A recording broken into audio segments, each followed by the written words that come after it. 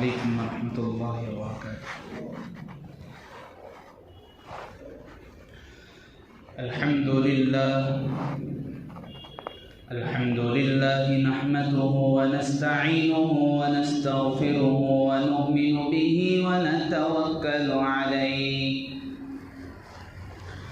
ونعوذ باللہ من شرور انفسنا ومن سیئات اعمالنا من يهده الله فلا مضل له ومن يضلله فلا هادي له ونشهد أن لا إله إلا الله وحده لا شريك له ونشهد أن سيدنا وسندنا وحبيبنا ومولانا محمدا عبده ورسوله أما بعد فأعوذ بالله من الشيطان الرجيم بسم الله الرحمن الرحيم ولا تنكحوا المشركين حتى يؤمنوا ولعبد مؤمن خير من مشرك ولو أعجبكم أولئك يدعون إلى النار والله يدعو إلى الجنة والمغفرة بإذنه وقال تعالى في مقام آخر وقرن في بيوتكن ولا تبرجن تبرج الجاهلية الأولى وأقمنا الصلاة وآتينا الزكاة وأطعنا الله ورسوله وقال النبي صلى الله عليه وسلم من خطب إليكم ترضون دينه وخلقه فزوجوه إلا تفعلوا تكن فتنة في الأرض وفساد عريض وقال عليه الصلاة والسلام يا علي ثلاث لا تؤخرهن الصلاة إذا آنت والجنازة إذا حضرت والأيم إذا وجدت لها كفوا أو كما قال رسول الله صلى الله عليه وسلم آمنت بالله صدق الله العلي العظيم وصدق رسوله النبي الكريم ونحن على ذلك من الشاهدين والشاكرين والحمد لله رب العالمين اللهم صل على سيدنا ومولانا محمد في أول كلامنا اللهم صل على سيدنا ومولانا محمد في أوسط كلامنا اللهم صل على سيدنا ومولانا محمد في آخر كلامنا اللهم أيدنا بتأييدك اللهم أيدنا بتأييدك اللهم أيدنا بتأييدك يا رب العالمين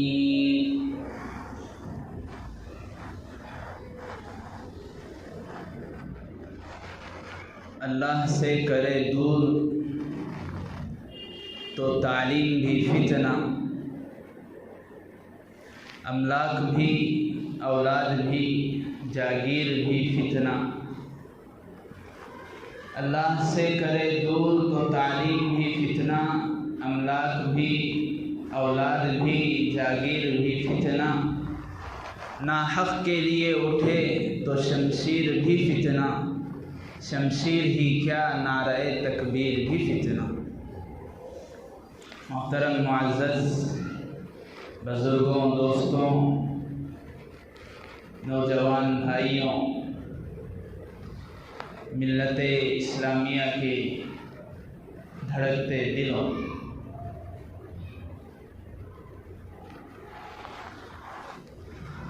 اللہ تبارک و تعالیٰ نے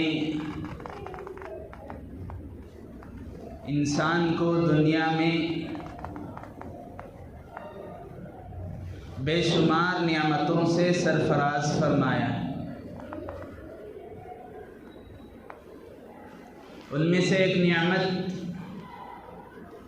بہت عظیم، بہت بڑی، قیمتی، انمول نعمت اللہ تبارک و تعالیٰ کی اولاد ہے۔ اتنی بڑی اور اتنی عظیم نعمت ہے، اس کی عظمت، اس کے بڑے ہونے، اس کے قیمتی، اس کے انمول، اس کا بطور امانت کا ہونا، یہ ان لوگوں سے ہم پوچھ سکتے ہیں جنہوں نے کوئی مسجد، کوئی درگاہ، کوئی عمل، کوئی وظیفہ، کوئی عالم، کوئی تہجد کسی کو نہیں چھوڑا ہے اولاد کی گزارش کے لیے، اپنی اولاد کی منت کو پورا کروانے کے لیے ان کی پیشانی جو ایک خدائے واحد وحدہ لا شریک کے سامنے جھکنی چاہیے تھی، اولاد کے لیے وہ غیر اللہ کے سامنے بھی جھکائیں گے۔ اس کے قیمتی ہونے کا سوال ہم ان لوگوں سے کر سکتے ہیں جو فرض نماز کا پڑھنا جن کے لیے مشکل تھا، وہ تہجد کو اٹھنے کے لیے بھی تیار ہیں۔ اس کا انمول ہونا ان لوگوں کو اس کا احساس ہے جن لوگوں کے پاس اس نعمت کا وجود نہیں ہے۔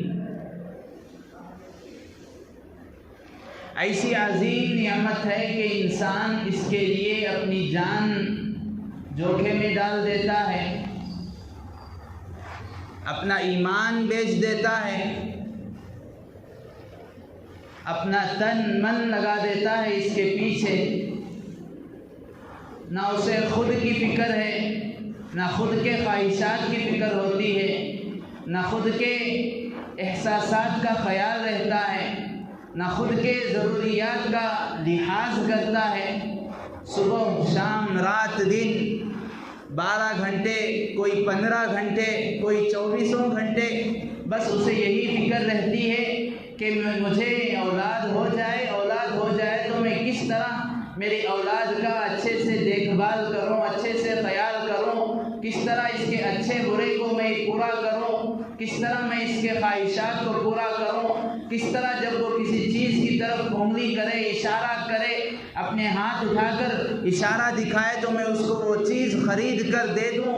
اس بات کی کوشش، اس بات کی تمنا، اس بات کی سعی، اس بات کی محنت، اس بات کی مشقت اسے رات کو چین سے سونے بھی نہیں دیتی۔ اسی سے ہم اندازہ لگا سکتے ہیں کہ کتنی بڑی دولت، لیکن اس کے ساتھ ساتھ ہم ایک چیز کو بھول گئے ہیں۔ بے شک ہم نے اس کو دولت سمجھا، بے شک ہم نے اس کو اللہ کی نعمت سمجھا، بے شک ہم نے اس کو ایک قیمتی اللہ کی طرف سے تحفہ، ہدیہ سمجھا، لیکن ہم نے اس کو امانت نہیں سمجھا۔ ہم نے اس کو اللہ تبارک و تعالیٰ کی طرف سے ایک عارضی وقت کے لیے، ٹیمپروری ٹائم کے لیے اللہ تبارک و تعالیٰ نے دیا ہے۔ اس کا استحضام ہمارے ذہنوں سے گویا کہ ہوا ہو گیا ہے۔ ذہن کے، دل و دماغ کے، اپنے فکر کے، اپنے نظریات کے کسی کونے میں بھی یہ بات نہیں ہے ہمارے کہ یہ ہماری پرماننٹ، ہمیشہ ہمیشہ ہمارے ساتھ یا ہمارے کام آنے والی چیز نہیں ہے۔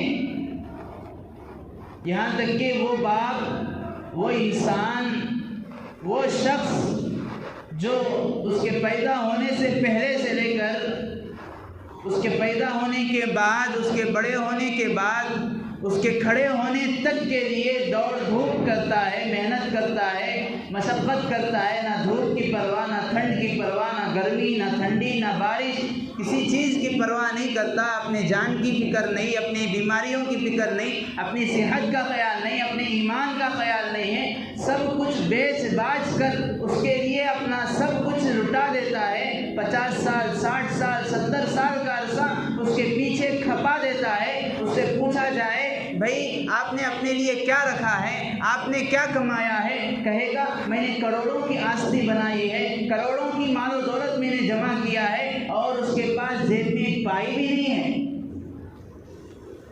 کمر جھکی ہوئی ہے، ہاتھ پیر لڑکھڑا رہے ہیں، ہاتھ میں عصا ہے، اور ایک جگہ سے دوسری جگہ جانے کے لیے رکشے کے لیے بھی اس کے جیب میں پیسے نہیں ہیں۔ کہاں ہے بھائی آپ کے کروڑوں کی دولت کہاں گئی؟ کہتا ہے میں نے بچوں کو دے دیا۔ آپ نے کیا کمایا؟ میں نے جو کچھ کمایا تھا سب کچھ بچوں کے لیے دے دیا۔ یہاں تک کہ اسی انسان کی اوقات کا پتہ ہم اس وقت لگا سکتے ہیں کہ اس کی حیثیت کیا ہے کہ جب اس کا انتقال ہو جاتا ہے وہی اولاد اسی باپ کی کمائی ہوئی پیسے، اسی باپ کی کمائی ہوئی آستی سے اپنے گھر سے ایک تخت، ایک چارپائی تک دینے کے لیے تیار نہیں ہے، وہ چارپائی بھی مسجد سے مانگ کر لاتے ہیں۔ ارے کروڑوں کی کمائی ہوئی دولت کہاں گئی؟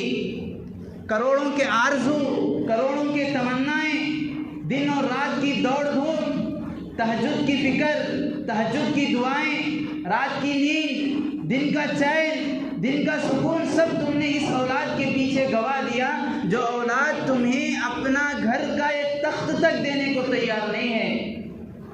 کپڑے تو دور کی بات ہے، تمہیں لٹانے کے لیے تخت اور سریر بھی جو لایا جاتا ہے مسجد سے مانگ کر لایا جاتا ہے۔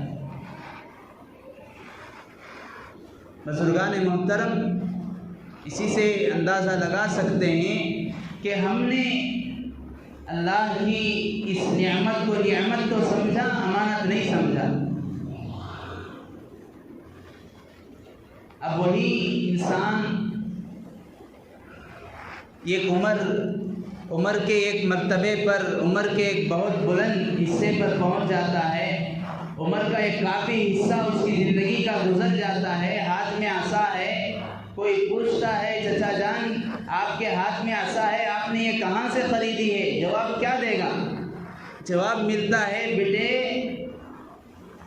یہ خریدنے کی چیز نہیں ہے، جب تو اس عمر کو پہنچے گا جب تیرے ہاتھ میں کوئی لا کر پکڑا دے گا۔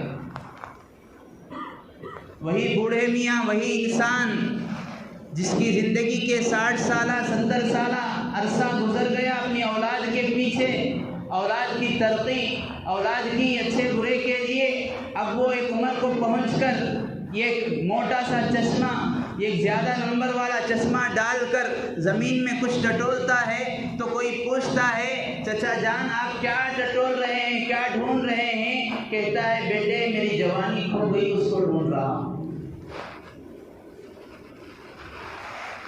بزرگان محترم،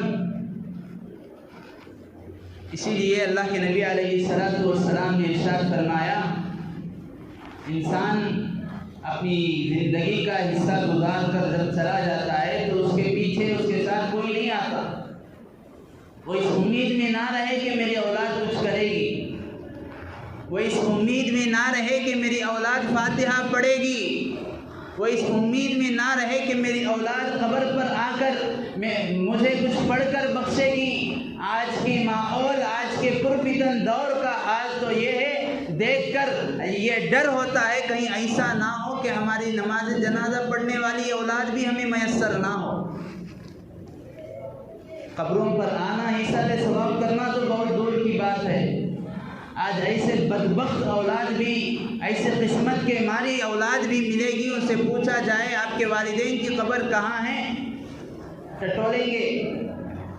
قبرستان تو معلوم ہو گئی، بہت غنیمت کی بات ہے، بس 15ویں شعبان میں چلے گئے، 27ویں شب کو چلے گئے، ختم قرآن کے بعد چلے گئے، اور ایک مرتبہ جا کر وہ بھی کس نیت سے جاتے ہیں اللہ عالم، گئے، حاضری ہو گئی، پھر سال بھر موقع نہیں آیا، جا کر والدین کے قبر پر کھڑے ہو کر 2 آیتیں پڑھنے کی۔ بزرگان محترم اسی لیے فرمایا انسان اس امید میں نہ رہے کہ میرے بعد میرے لیے کوئی مجھے پڑھ کر بخشنے والا رہے گا، میرے بعد میرے لیے کوئی میرا پرسان حال ہوگا، کسی کی وجہ سے میرے قبر کا عذاب کم ہوگا، کسی کی وجہ سے مجھے چین و سکون ملے گا۔ جو اولاد جیتے جی چین و سکون نہیں دے سکی، مرنے کے بعد کہاں دے گی؟ اسی لیے فرمایا آج کے وقت میں، آج کے دور میں جو سب سے بڑا اہم نازک مسئلہ بن گیا ہے وہ اولاد کی صحیح تربیت اور اولاد کی صحیح تعلیم۔ اللہ تعالیٰ نے اولاد کی نعمت دے دی، وہ امانت ہے، ایک ایک بچہ امانت ہے، ایک ایک بچی امانت ہے۔ اس میں خیانت یہ ہے کہ ان کی صحیح و تعلیم و تربیت کی فکر نہ کی جائے۔ اس امانت کی خیانت یہ ہے کہ انہیں دینی تعلیم سے تو آراستہ کیا جائے اور انہیں دنیاوی تعلیم سے محروم رکھا جائے، یہ خیانت ہے۔ اس امانت میں خیانت یہ ہے کہ انہیں مادی ترقیات سے مالا مال کیا جائے، ان کے لیے بینک بیلنس کا نظام کیا جائے، ان کے لیے پیسے عیش و آرام کا نظام کیا جائے اور انہیں دینداری سے غافل رکھا جائے، یہ خیانت ہے۔ خیانت ہی نہیں بلکہ وبال بھی ہے۔ بزرگان محترم، یہی وجہ ہے اسی چیز کی فقدان، اسی چیز کی کمی ہے، اسی چیز سے غفلت ہے کہ آج ہمارے معاشرے کو، آج امت مسلمہ کو، امت مسلمہ کی وہ باحیا عفت دار خواتین، وہ مائیں جو در حقیقت اماں حوا کی اقتدا کرتی ہیں، وہ خواتین جن کے اندر حضرت خدیجہ، حضرت فاطمہ جیسی حیا ہے، آج انہیں شرم سے، غم سے آنسوؤں کو اور اپنے دانتوں کو چبانا پڑ رہا ہے کہ ان کی بیٹیاں غیروں کے ساتھ جا رہی ہیں، ان کی بیٹیاں غیروں کے ساتھ بیاہی ان کی ہو رہی ہے۔ اس کے کئی سارے وجوہات ہیں۔ گزشتہ جمعہ مختصر طور پر اس عنوان پر روشنی ڈالی گئی کہ آج مسلم بچیاں ارتداد کے دہانے پر کھڑی ہوئی ہیں۔ آج ہماری مسلم عورتیں، بالغ بچیاں مرتد ہو رہی ہیں۔ یہ ایسی بات ہے جس کو کہنے کے لیے ہمت بہت بڑی چیز ہے، اور ہم اس کو سن پا رہے ہیں، یہ بھی اس کے لیے بھی ہمت ہونے کی ضرورت ہے۔ بزرگان محترم، میں نے جو خطبے میں آیت پڑھی اس میں صریح انداز میں باری تعالیٰ نے یہ حکم دیا وَلَا تُنكِحُوا الْمُشْرِكِينَ حَتَّى يُؤْمِنُوا۔ مشرکین کے ساتھ، اللہ کے ساتھ کسی کو شریک ٹھہرانے والا، اللہ کا نافرمان، اللہ کے ساتھ کسی اور کو معبود سمجھنے والا، ان کے ساتھ کسی بھی حال میں نکاح کی گنجائش اجازت نہیں ہے۔ وَلَعَبْدٌ مُؤْمِنٌ خَيْرٌ مِّن مُشْرِكٍ وَلَوْ أَعْجَبَكُمْ۔ تمہارے حق میں ایک مسلمان بندہ بہت بہتر ہے اگرچہ کہ تمہیں مشرک اچھا لگے۔ اولئک یدعون الی النار۔ وہ شادی کرے گا، وہ تمہیں بیاہی دے گا، وہ تمہیں عیش و عشرت دے گا، وہ تمہیں کار دے گا، وہ تمہیں بنگلے میں رکھے گا، وہ بنگلہ نہیں ہے۔ اولئک یدعون الی النار، وہ تو جہنم کا گڑھا ہے۔ واللہ یدعو الی الجنہ۔ اسلام ایک ایسا مذہب ہے جو جنت کی طرف دعوت دیتا ہے اور جنت کی راہ ہموار کرتا ہے۔ بزرگوں اور دوستوں، یہ ایک ایسی منظم اور ایسی کوشش کی گئی ہے جس کے ذریعے سے ہماری مسلم بچیوں کو شکار بنایا جائے۔ بہت لمبی داستان ہے، مختصراً عرض کرتا ہوں۔ کئی سارے فتنے اٹھے ہیں، کئی سارے فتنے کھڑے ہوئے ہیں اسلام اور مسلمانوں کے خلاف، اس لیے کہ اسلام ایک ایسا مذہب ہے جو اللہ کے ایک ہونے کو بتاتا ہے، اس سے پہلے ایک انسان کو انسانیت کا درس دیتا ہے، اس سے پہلے ایک انسان کو اپنے پڑوسی کے حقوق بتاتا ہے، معاملات کی صفائی کا حکم کرتا ہے، معاشرت کے درستگی کی تعلیم دیتا ہے۔ یہ چیز ظاہر سی بات ہے شیطان اور شیطان کے ماننے والوں کو کہاں سے سمجھ میں آئیں گی، کہاں سے انہیں یہ برداشت ہوگی۔ اسی لیے کہا گیا اسلام اور مسلمان کے دو ابدی دشمن بہت پہلے سے روز اول سے چلے آ رہے ہیں، حضرت آدم سے۔ پہلا تو شیطان ہے اور دوسرا یہود ہے، اور انہی یہودیوں کی سازش اور ان کے مکر کے، ان کے جال میں پھنس کر یہ غیر مسلم کافر مشرک آج ہماری مسلم بچیوں کو شکار بنا رہے ہیں۔ شروعات انہوں نے یوں کی لو جہاد کے نام سے، یہ پروپیگنڈا کیا گیا، یہ سازش، یہ افواہ پھیلائی گئی کہ مسلمان ہماری غیر مسلم بچیوں کے ساتھ زبردستی بیاہ کر رہے ہیں اور انہیں لے جا کر نکاح کے بعد انہیں کلمہ پڑھا رہے ہیں، انہیں مسلمان بنا رہے ہیں۔ اس لیے ہمیں ضرورت ہے کہ ہم بھی ان کا مقابلہ کریں، اس لیے ہمیں ضرورت ہے ہم بھی ان کا منہ توڑ جواب دیں۔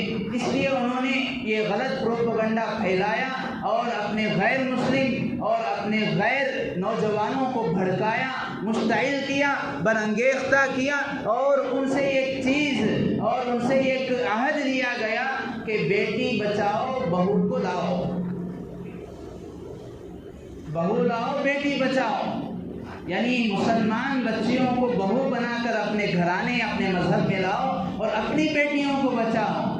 اور یہ آج اتنی بلند پیمانے پر سازش چل رہی ہے، بظاہر وہ کامیاب بھی ہو رہے ہیں کہ آپ کو سن کر، آپ کو جان کر حیرت ہوگی کہ آپ کے علم میں یہ بات ہے۔ آج جو بڑے بڑے درجے ہیں، بڑے بڑے ادارے ہیں، بڑے بڑی جماعتیں ہیں، جیسے ایس ایل سی ہے، پی یو ہے، کالجز ہے، وہاں پر مرد مسلمان بچوں سے زیادہ ایک شرح مسلمان بچیوں کی آگے ہے کامیاب ہونے پر۔ آپ نے دیکھا ہوگا، سنا ہوگا، اخباروں میں یا چینلز میں رپورٹ میں دیکھا ہوگا، سنا ہوگا کہ اس بار بھی مسلمان بچیاں سبقت لے گئی، اس بار بھی بچیاں بچوں سے آگے بڑھ گئی، اس بار بھی بچیاں کامیاب ہو گئی اور مرد بچے پیچھے رہ گئے۔ یہ حقیقت ہے، ہرگز نہیں ہے، یہ ان کے پروپیگنڈا اور ان کی سازش کی ایک جال ہے کہ مسلمان بچیوں کو کامیاب کرو اور ان کے ذہن میں، ان کے دل و دماغ میں ان کی ذہن سازی، ان کا برین واش کرو کہ تم جو ہے اس لائق ہو، تمہیں ایک بہت بڑا درجہ ملا ہے، تم جو ہے ایک بہت اونچے درجے پر ہو، تم ڈاکٹر بن سکتی ہو، تم انجینئر بن سکتی ہو، تم جو ہے فلاں LLB پڑھ سکتی ہو، تم جو ہے بہت کچھ کر سکتی ہو۔ کہاں جا کر ایک ایسے مسلمان سے تم نکاح کرو گی جو تعلیم میں بھی تمہارے سے کمزور ہے، جو معیشت میں بھی تمہارے سے کمزور ہے، تمہارے لائق تو وہ غیر ہے، تمہارے لائق تو وہ غیر مسلمان ہے جو تمہارے ساتھ کامیاب ہوا تھا، جو تمہارے ساتھ امتحان دے کر تمہارے رینک کے برابر اس کے رینک تھے، تمہارے نمبرات کے برابر اس کے نمبرات تھے۔ تمہیں دھوکہ دیا جا رہا ہے کہ اسلام میں دوسرے مسلمانوں سے، دوسرے غیر مذہب والوں سے نکاح کرنا جائز نہیں ہے۔ اسلام اور مسلمان تمہارے اوپر ظلم کر رہے ہیں۔ اپنے ذہن کو، اپنے خیال کو وسیع کرو اور تم فری مائنڈڈ ہو، تم آج کے زمانے کی عورت ہو، تم پچھلے زمانے کی عورتیں نہیں ہو، تم حوا نہیں ہو، تم فاطمہ نہیں ہو، تم خدیجہ نہیں ہو، تم نبی کی بیٹی نہیں ہو، تم تو آج کے زمانے کی آزاد عورت ہو، یورپی مغربی تہذیب کے کلچر کو ماننے والی ہو۔ تمہارے لائق تو مسلمان بچے ہیں ہی نہیں۔ یہ ان کی سازش کا ایک حصہ رہا، اب اس کی شکار ہو گئی۔ اب والدین بڑی خوشی سے یہ فخر کے طور پر خاندان میں کہتے ہیں ہمارے بچے سے زیادہ ہماری بچی اس بار کامیاب ہوئی ہے، ہمارے بچی کے نمبرات زیادہ ہیں، مٹھائی ہو رہی ہے، دعوتیں ہو رہی ہیں اور پروموشن پر پروموشن، آگے کی تعلیم جاری ہے۔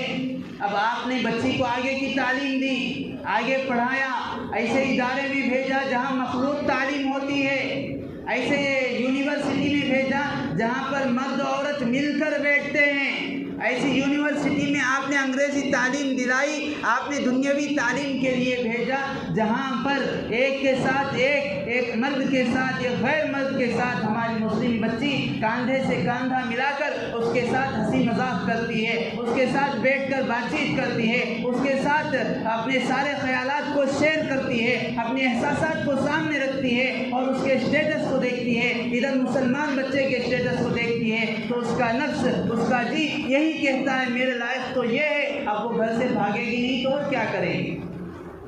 اب والدین کے چہروں پر کالک نہیں تھوپے گی تو اور کیا کرے گی؟ وجہ کون بنے؟ والدین۔ ایک صاحب کے سامنے بات آئی، کہا حضرت اس کی بنیادی وجہ تو علماء ہیں، اس کی بنیادی وجہ علماء ہیں، مولانا ہیں۔ پوچھا گیا کیوں بھائی؟ ارے بچی کو کالج تو بھیجا آپ نے، علماء نے تھوڑی کہا تھا۔ بچی کے ہاتھ میں اینڈرائڈ موبائل کس نے دیا؟ بچی کو آزادی کس نے دی؟ بچی کے برتھ ڈے پارٹی پر اس کے دوست، بالغ دوست، نامحرم دوست، غیر مذہب کے دوست آتے ہیں، رات بھر عیاشی ہو رہی ہے، رات بھر ناچ گانے ہو رہے ہیں، رات بھر بچی گھر سے باہر ہے، ماں باپ پوچھنے کو تیار نہیں ہے، بیٹی آج گھر کو تو تاخیر سے آئی ہے، کہاں گئی تھی؟ بیٹی آج تو گھر کو بہت جلدی آ گئی ہے، کیوں جلدی آ گئی ہے؟ بیٹی آج تیری تعلیم کیسی ہوئی؟ سب کچھ اسباب فراہم کیا والدین نے، گھر والوں نے، اور بل کٹ رہی ہے، وبال دوش جا رہا ہے مذہب کے مقتدا لوگوں پر، اور ہو رہا بھی یہی۔ ہم خود اندازہ لگائیں، ہم خود سوچیں، دیکھیں، تبصرے جگہ جگہ تبصرے، بھائی مولانا اب آتے ہیں تب نہیں آتے، کیا مولانا پابندی سے نہیں آ رہے، کیا حضرت یہاں جا رہے وہاں جا رہے۔ جتنی فکر، جتنی نظر ہماری، خود اپنے دل پر ہاتھ رکھ کر سوچیں، جتنی نظر ہماری ائمہ پر، دوسرے لوگوں پر جو ہمارے لیے ضروری نہیں ہے، ہم نظر رکھتے ہیں، اگر اتنا وقت ہم اپنے گھر کے بچے بچیوں کو دیں گے تو ان کی دین بھی بن جائے گی، ان کی دنیا بھی بن جائے گی۔ وہ نوبت نہیں آتی کہ والدین کو رسوا ہونا پڑے۔ الغرض بات یہ عرض کر رہا تھا کہ آج جو ہماری بچیاں مرتد ہو رہی ہیں، بڑی تعجب ایسی چیز ہے کہ یہ باغیرت مسلمان، باغیرت گھرانے کو ڈوب مرنے کا مقام ہے۔ یہ غیرت قومی غیرت نہیں ہے، دینی غیرت ہے، دنیاوی بات نہیں ہے، آخرت کا مسئلہ ہے۔ ان الدنیا خلقت لکم وانتم خلقتم للآخرہ، دنیا میں تمہیں بھیجا گیا ہے، دنیا کی تعلیم دو، اپنی بچیوں کو اپڈیٹ کرو، لیکن نگرانی بھی ضروری ہے، اپنے بچوں کی بھی نگرانی ضروری ہے۔ سوشل میڈیا پر ہماری بچی ایکٹیو ہے، ہمارے بچے سوشل میڈیا پر بہت زیادہ آگے بڑھے ہوئے ہیں، ان کے اتنے فالوورز ہیں، ان کے اتنے دوست ہیں، ان کے اتنے سبسکرائبرز ہیں، رات بھر بچے بچیاں سوشل میڈیا پر اپنے فون پر اپنے انگلیوں کو، اپنے خیالات کو، اپنے احساسات کو اظہار کر رہے ہیں، نگرانی نہیں ہے، گھر میں وہ ماحول نہیں ہے۔ بچوں کو نہ یہ تلقین خود ہم ماں باپ بڑے دیتے ہیں، بیٹے سو جاؤ، صبح نماز کو اٹھنا ہے، بچوں کے کان ترس گئے، جب سے بچے نماز کی عمر کو پہنچے ہیں، 7 سال کی عمر سے بچے بچیوں کی عمر 17، 19، 20، 25 سال کی عمر تک پہنچ جاتے ہیں، جب تک گھر میں رہتے ہیں، بچے کی جب تک شادی نہیں ہو جاتی، بچے کی جب تک شادی نہیں ہو جاتی، ماں باپ گھر کے بڑے یہی کہتے ہیں، بیٹا سو جا، صبح اسکول جانا ہے، بیٹا سو جا، صبح کام جانا ہے، بیٹا سو جا، صبح یہ کام ہے۔ کبھی ماں باپ نے یہ نہیں کہا بیٹا سو جا، صبح فجر بھی پڑھنی ہے، بیٹا جلدی سو جا، صبح اٹھنا ہے، اللہ کے سامنے تیرے ماتھے کو، تیرے پیشانی کو جھکانا ہے۔ یہ ماحول ہوتا یہ ماحول ہم قائم کرتے تو آج یہ بات نہیں آتی، یہ نوبت نہیں آتی۔ اسی لیے فرمایا آج مسلمان بچیاں جو مرتد ہو رہی ہیں، غیروں کے ساتھ جا کر اور اپنے آپ کو اس چیز پر فخر کر رہی ہیں، علماء نے فرمایا اس کے بنیادی 3 وجوہات ہیں، اس کے اہم اور بلند مقام پر 3 وجوہات ہیں، 5 وجوہات ہیں، ان میں سے 3 بنیادی وجہ ہیں۔ پہلی وجہ یہ ہے کہ ہم نے اپنی اولاد کی صحیح تربیت نہیں کی، ہم نے اپنی اولاد کو ایمان کیا ہے نہیں سکھایا، ہم نے اپنی اولاد کو ایمان کی قدر اور اس کی قیمت کو نہیں بتایا، جس کی وجہ سے آج وہ ایمان کو چھوڑ کر غیر ایمان والے کے ساتھ جانے پر تیار ہے۔ پہلے زمانے میں ہوتا یہ، ایسا نہیں کہ یہ ابھی شروع ہوا ہے، یہ ابھی سے چل رہا ہے، پہلے بہت کم ہوتا تھا اور اس کی شکل بھی الگ تھی۔ بچی کو پوچھا جاتا بیٹی فلاں آدمی کا رشتہ آیا ہے، داڑھی والا ہے، فوراً کہہ دیتی بچی نہیں مجھے داڑھی والا نہیں چاہیے۔ اس وقت ماں باپ نے روک ٹوک نہیں کی، اس وقت فکر نہیں کی، اس وقت اللہ کی دی ہوئی اس امانت میں خیانت کی، جس کی وجہ سے وہ وقت تھا کہ داڑھی والا پسند نہیں تھا، آج ایمان والا پسند نہیں۔ بزرگوں، دوستوں، زندگی بھر ان کے لیے وقف کر دی، زندگی بھر بھاگ دوڑ، ماں بھی کما رہی ہے، باپ بھی کما رہے ہیں، گھر کے دونوں فرد کما رہے ہیں، باپ اتنا مصروف ہے، صبح گھر سے نکلا بچے سو رہے تھے، شام گھر کو آیا بچے سو رہے ہیں، نہ بیوی کے لیے وقت ہے اس کے پاس، نہ بچوں کے لیے وقت ہے۔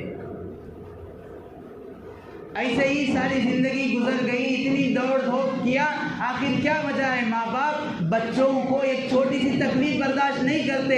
اس سے پوچھا جائے آپ اتنی تکلیف کیوں اٹھاتے ہو بھائی؟ آپ اگر صرف 8 گھنٹے کی نوکری کر لو گے، آپ 10-12 گھنٹے کی نوکری کر لو گے، اتنی محنت کر لو گے کافی ہے، اتنی مشقت کیوں کر رہے ہو؟ اپنی صحت کا بھی خیال کرو۔ وَلِنَفْسِكَ عَلَيْكَ حَقٌّ، تمہاری جان کا تم پر حق ہے، تھوڑا آرام بھی کر لو، تمہارے آنکھ کا حق ہے، تمہاری صحت کا حق ہے، سب کر لو، آخر اتنی تکلیف کیوں اٹھا رہے ہو؟ تو کیا کہے گا ایک باپ، کیا کہے گی ایک ماں؟ یہی کہیں گے ہم یہ چاہتے ہیں آگے چل کر، مستقبل میں چل کر، فیوچر میں چل کر ہمارے بچوں کو کوئی تکلیف نہ ہو۔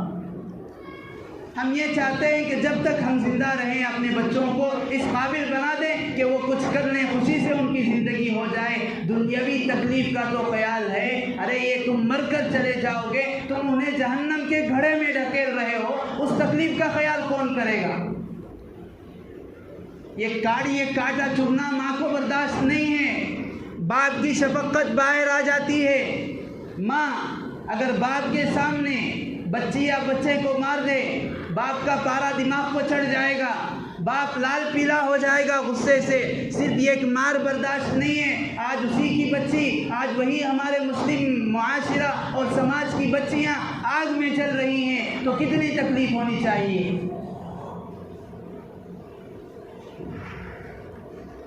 بزرگوں، دوستوں، یہ وقت تبدیلی کا وقت ہے، اپنے فکر کی تبدیلی، اپنے گھر کے ماحول کی تبدیلی، اپنے مسلم سماج کی تبدیلی، اپنے بچوں کی ذہن سازی کی تبدیلی۔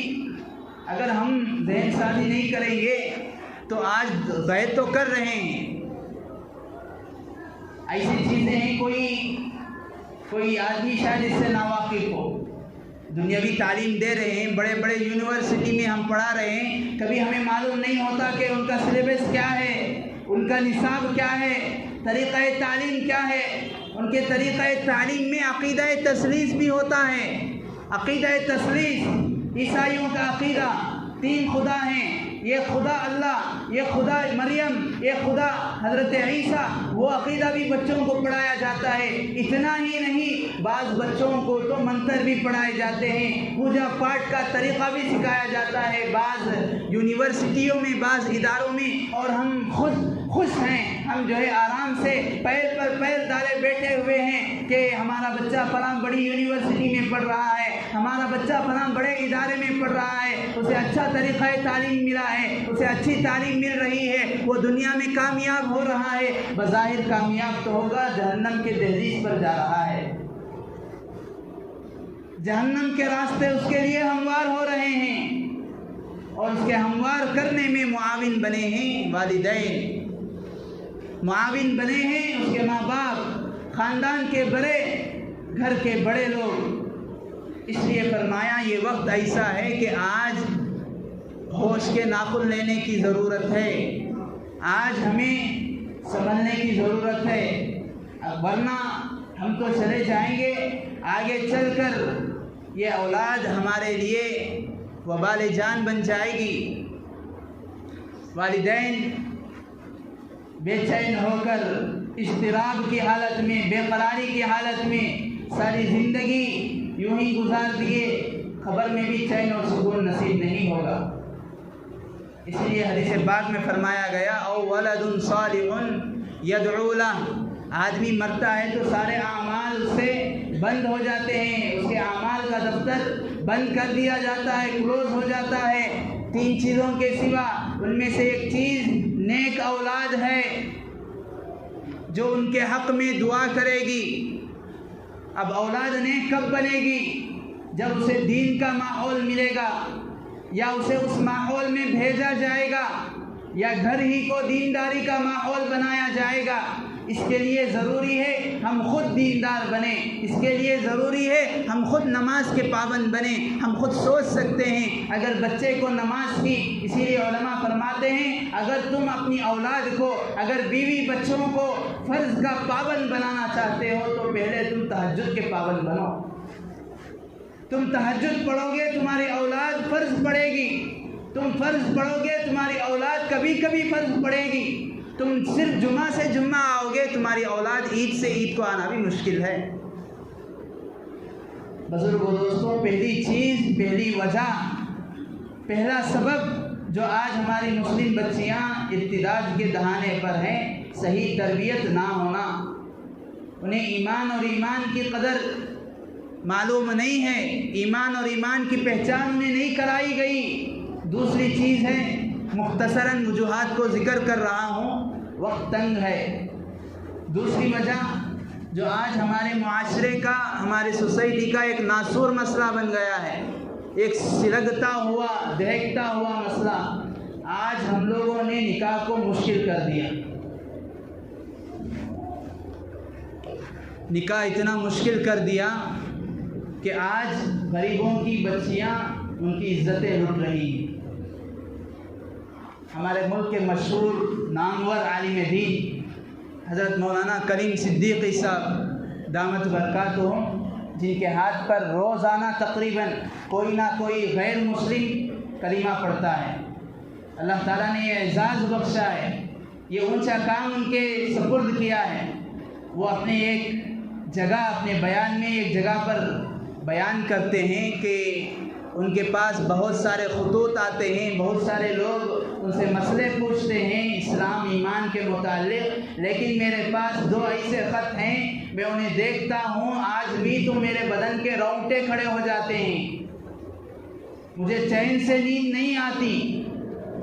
ان میں سے ایک خط یہ ہے، حیدرآباد سے ایک مسلمان بچی نے خط بھیجا، حضرت ہم 3 بہنیں ہیں، خوبصورت ہیں، ہم نے بہت کچھ پڑھا ہے، SLC کالج بھی ہم نے پاس کیا ہے، اور میرے باپ، میرے والد ایک تبلیغی ساتھی ہیں، اللہ کے راستے میں جاتے ہیں، میری ماں اکثر بیمار رہتی ہے، ان کے خرچ پر، میرے والد صاحب کے کمائی پر ہم لوگوں کا گزارا، والدہ کی دوائی دارو ہی چلنا مشکل ہے۔ اب جہاں بھی ہمارے نکاح کا پیغام جاتا ہے، لوگ جہیز کا مطالبہ کرتے ہیں، جوڑے کی رقم کا مطالبہ کرتے ہیں، پتہ نہیں ایسی بدعات و خرافات کا مطالبہ کرتے ہیں، اور جب میں سوتی ہوں تو میرے والد کے سسکیوں سے، رونے سے میں اٹھ جاتی ہوں اور یہ سنتی ہوں میرے والد تہجد کے وقت دعا کر رہے ہوتے ہیں، باری تعالیٰ میری بچیاں مجھ پر مصیبت بن گئی ہیں تو اس مصیبت کو مجھ پر سے کب مٹائے گا۔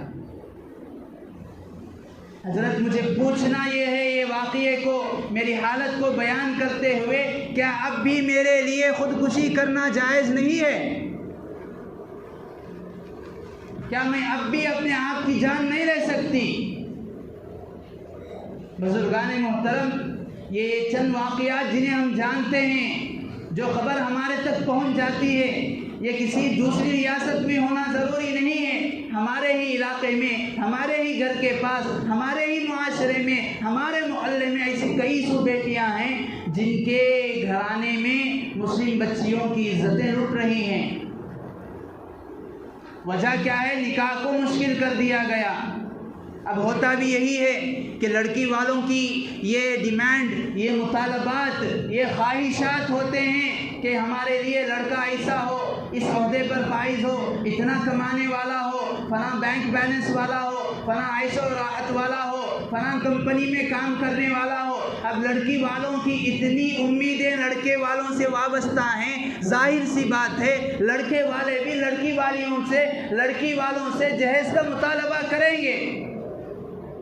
ہمیں جوڑے کی رقم چاہیے، ہمیں اتنے ہزار لوگوں کی دعوت چاہیے، ہمیں اتنی عالیشان دعوت چاہیے، ہمیں CMA میں دعوت چاہیے، فلاں شادی محل میں دعوت چاہیے، ہمارے اتنے ہزار لوگ آئیں گے۔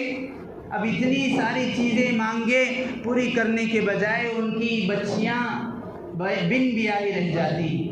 اب ظاہر سی بات ہے اللہ تعالیٰ نے انسان کی فطرت میں خواہشات کو بھی رکھا ہے، شہوات کو بھی رکھا ہے۔ اب وہ شہوات حلال طریقے سے پورے نہیں ہوں گے تو شیطان اس کا نفس یہ للچائے گا کہ کہیں حرام طریقے کی طرف جائیں، کہیں حرام طریقے کی طرف جا کر اپنا منہ کالا کریں۔ وجہ کون بنے؟ اسی لیے علماء نے فرمایا آج وہ اہل ثروت، آج وہ مالدار طبقہ جو اپنی بچیوں کی شادی میں لاکھوں روپے، کروڑوں روپے خرچ کرتا ہے، ان کو غریب بچیوں کی بد دعائیں آہیں لگ رہی ہیں۔ مظلوم کی بد دعا اللہ تعالیٰ کی رحمت کو جوش دلاتی ہیں۔ مظلوم کی بد دعا کو فرشتے بھی روک نہیں پاتے اللہ تعالیٰ تک پہنچنے کے لیے۔ بزرگان محترم، اسی لیے علماء نے فرمایا شادی نکاح کو آج آسان کر دیں گے اور اتنی معمولی قسم کی کر دیں گے، جو معمولی قسم، جو نمونہ اللہ کے نبی علیہ السلام نے ہمیں بتایا تھا، تبھی آج ہماری بچیاں بچیں گی۔ اسی لیے کتابوں میں آتا ہے، حدیث کی، سیرت کی، اللہ کے نبی علیہ السلام کے پاس سب سے پہلے حضرت فاطمہ سے نکاح کرنے کے لیے حضرت ابوبکر رضی اللہ عنہ نے پیش کیا، درخواست پیش کی، عرضی ڈالی، یا رسول اللہ میں فاطمہ سے نکاح کرنا چاہتا ہوں۔ اللہ کے نبی نے کچھ نہیں کہا۔ تھوڑے دن بعد حضرت عمر نے درخواست ڈالی، اللہ کے نبی نے کچھ نہیں فرمایا۔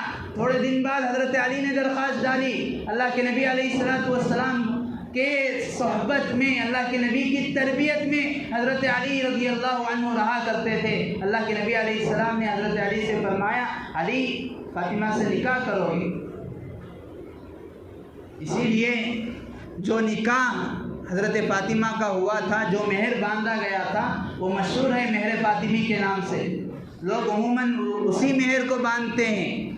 نکاح ہو گیا، نکاح کے چند دنوں بعد ایک مرتبہ عصر کا وقت تھا، اللہ کے نبی علیہ السلام کے پاس مال غنیمت آیا تھا جس میں بہت سارے غلام باندیاں بھی تھی۔ حضرت فاطمہ رضی اللہ عنہ دربار رسالت میں آئی، شہنشاہ دو جہاں کی دختر ہیں، بیٹی ہیں، آ کر عرض کیا ابو جان یا رسول اللہ، مجھے کام کرتے ہوئے، چکی کو پیستے ہوئے میرے ہاتھوں میں چھلنی پڑ گئے ہیں، اور جا کر پانی کو ڈھو کر لاتے ہوئے میرا سینہ زخمی ہو گیا ہے۔ میں یہ چاہتی ہوں کہ ہمارے گھر کے لیے بھی ایک نوکرانی ہو، یہ خادمہ ہو، آپ کے پاس موجود ہیں، یہ خادمہ کو ایک باندی کو دے دیجئے۔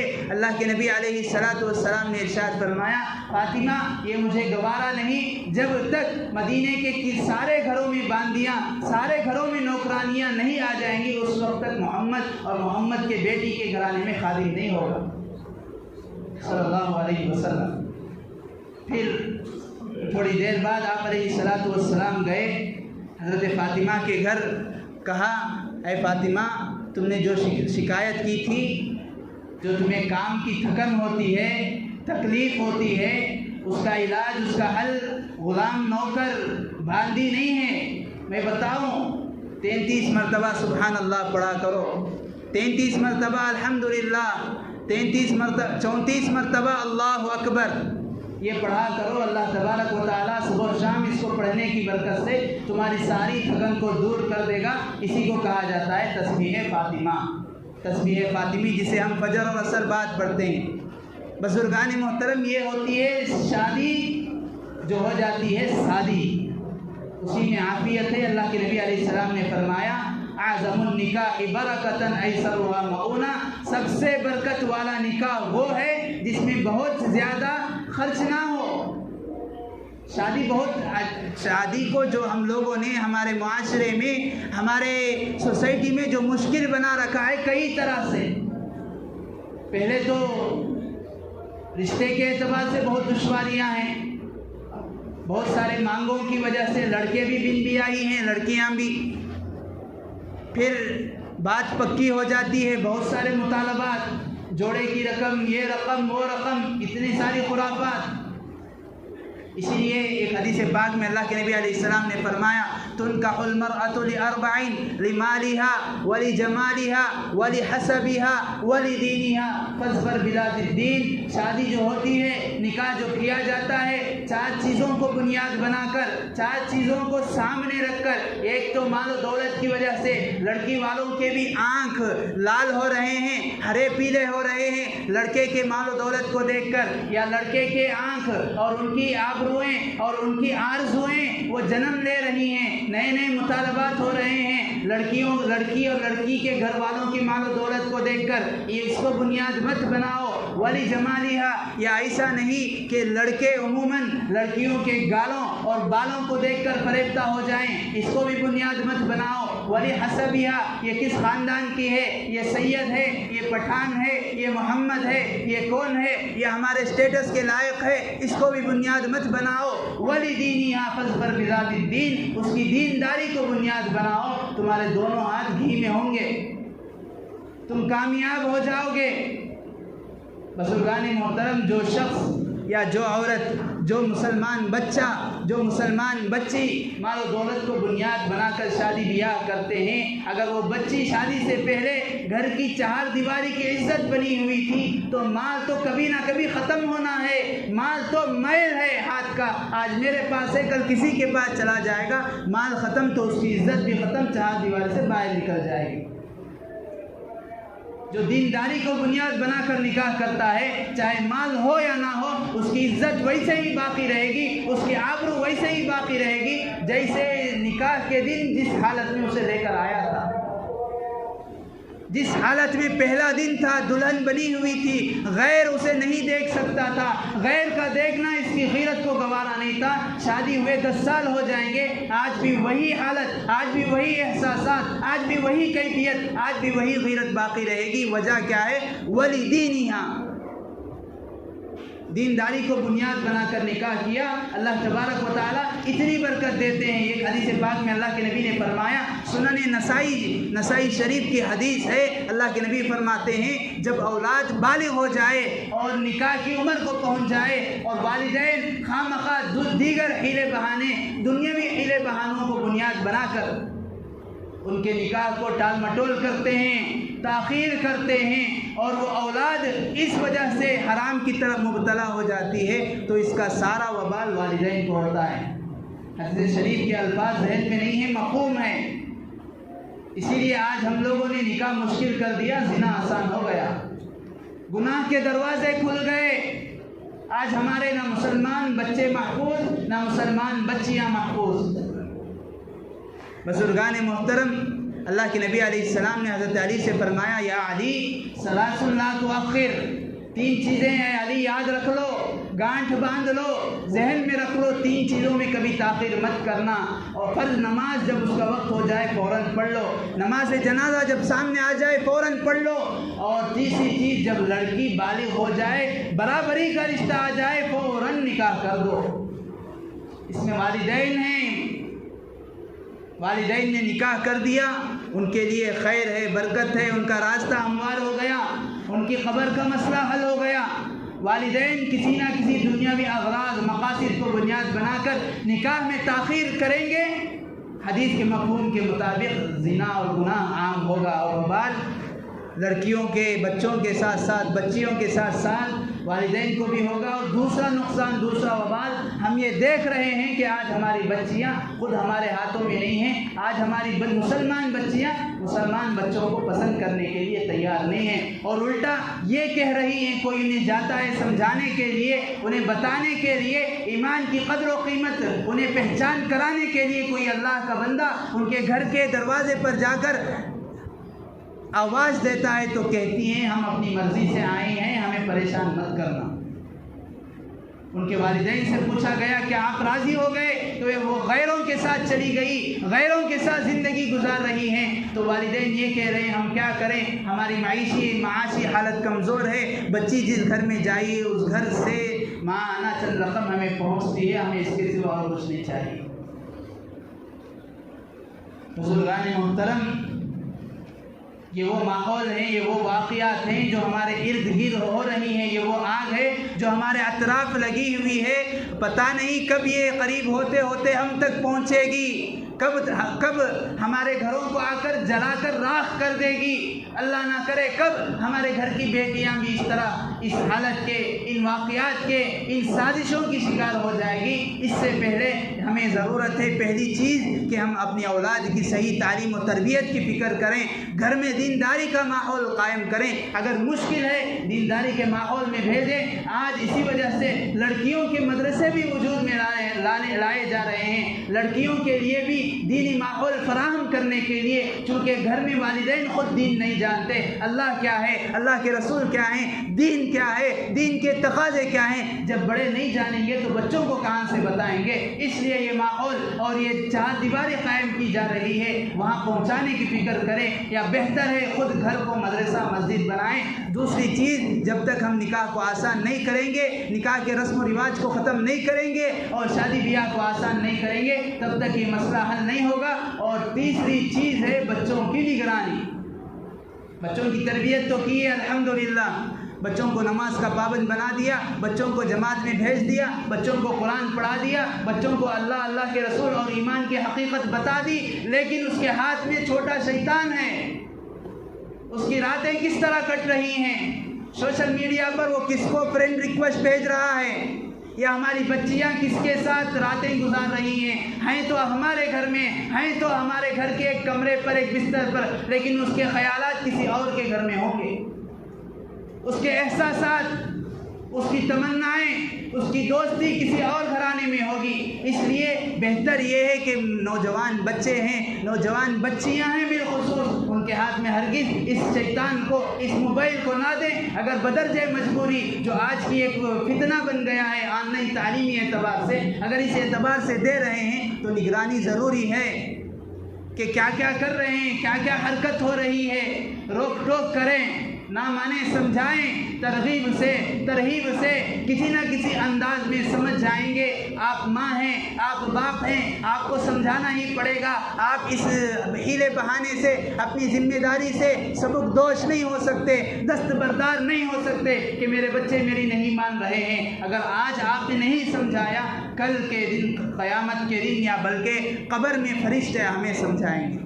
اس لیے آخر میں یہی گزارش ہے کہ ان چیزوں کا اہتمام کریں، ہمیں اپنے ماحول کو بدلنا ہے، بالخصوص اس ماحول میں اپنی مسلمان بچیوں کو بچانا ہے اس شرک سے، اس دہکتی آگ سے، اللہ کی نافرمانی سے، بغاوت سے، اور اللہ کے خالص دین اسلام کو چھوڑ کر غیروں کی طرف جانے سے۔ اس لیے تعلیم و تربیت کی فکر کریں، دینداری کا ماحول قائم کریں، اور نکاح کے جو رسم و رواج ہیں اس کو ختم کریں۔ جلد از جلد بچہ عمر کو پہنچ جائے تو نکاح کی فکر کریں، بچی عمر کو پہنچ جائے نکاح کی فکر کریں۔ اس میں خواہ مخواہ کے ہیلے بہانے ٹال مٹول کرنا یہ اولاد کو حرام کی طرف لے جاتی ہے۔ اور تیسری چیز ہے ان کی نگرانی کریں۔